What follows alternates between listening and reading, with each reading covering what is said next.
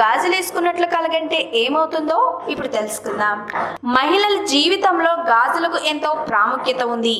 వీటిని కేవలం అలంకార ప్రాయంగానే కాకుండా ఆచార వ్యవహారాలలో ఒక ప్రధాన అంశంగా కనిపిస్తుంది.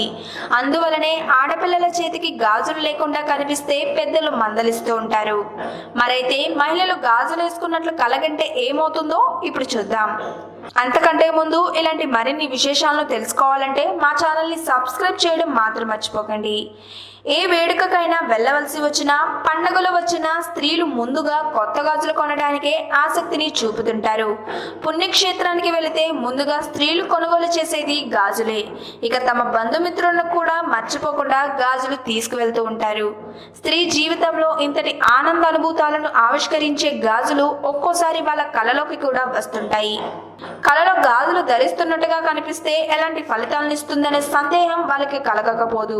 ఈ విధంగా కళ రావడం శుభసూచకమని శాస్త్రం చెప్తుంది. పెళ్లిడి వచ్చిన అమ్మాయిలకి గాజులు ధరిస్తున్నట్టుగా కళ వస్తే త్వరలోనే వారి వివాహం జరుగుతుందని విశ్వాసం. ఇక పెళ్లైన మహిళలకి గాజులు కళలోకి వస్తే నిండు నూరేళ్లు ముత్తైదుగా జీవిస్తుందని అర్థం. ఈ వీడియో కనుక మీకు నచ్చినట్టయితే లైక్ చేయండి, షేర్ చేయండి. మరిన్ని లేటెస్ట్ అప్డేట్స్ కోసం మా ఛానల్ని సబ్స్క్రైబ్ చేయండి.